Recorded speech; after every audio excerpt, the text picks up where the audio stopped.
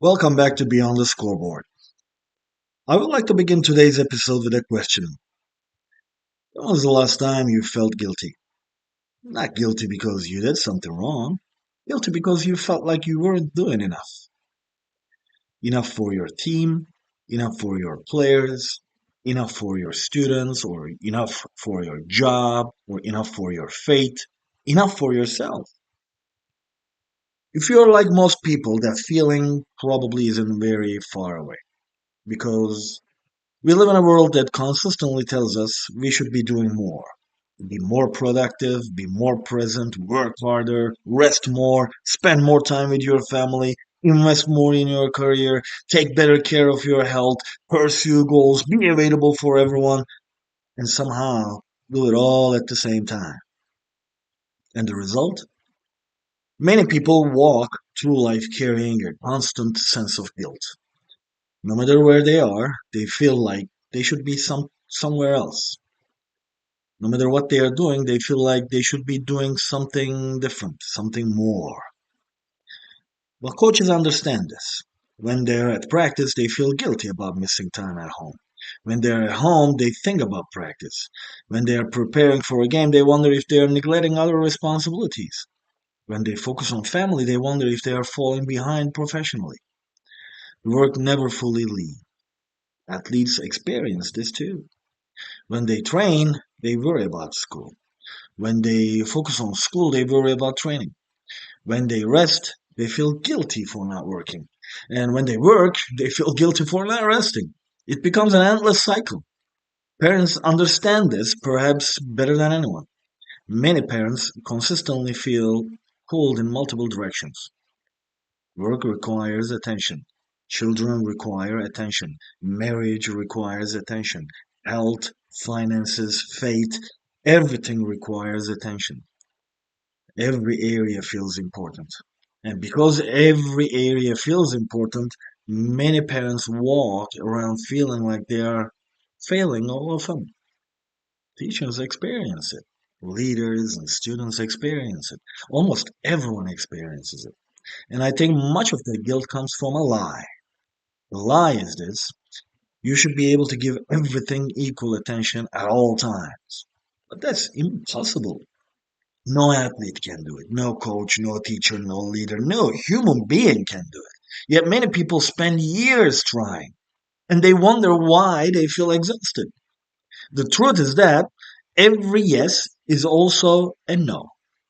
Every time you say yes to something important, you're automatically saying no to something else. A coach preparing for playoffs says yes to preparation. That means saying no to other things for a season. A student preparing for final exams says yes to studying. That means saying no to certain activities for a season. A parent caring for young children says yes to family. That means saying no to certain opportunities for a season. The issue is not imbalance. The issue is expecting life to allow unlimited yeses. Life doesn't work that way. Priorities require choices, and choices require sacrifice. The people who achieve extraordinary things understand this. Championship teams are not balanced teams, they are focused teams. Olympic athletes are not balanced during their preparation, they're just focused. Entrepreneurs building companies are not balanced. Parents with newborn children are not balanced. Students finishing degrees are not balanced. The common theme is not balance. The common theme is focus for a season. That last part matters. Just for a season. Because there's another mistake people make. Some people never leave a season. They continue operating as if every day is a championship week. Every month is a crisis. Every year is a rebuilding year. Eventually, that becomes unhealthy. The problem is not intense focus. The problem is forgetting when the season has changed. Great coaches understand this timing.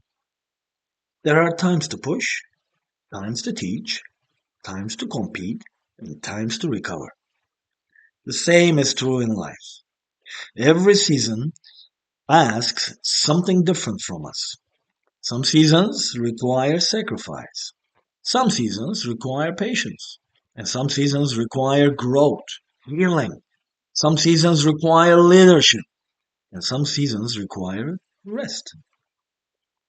Wisdom is recognizing what this season requires and then giving yourself permission to focus on it without carrying guilt about everything else. I think this is where comparison becomes dangerous. We compare our lives to people in completely different seasons.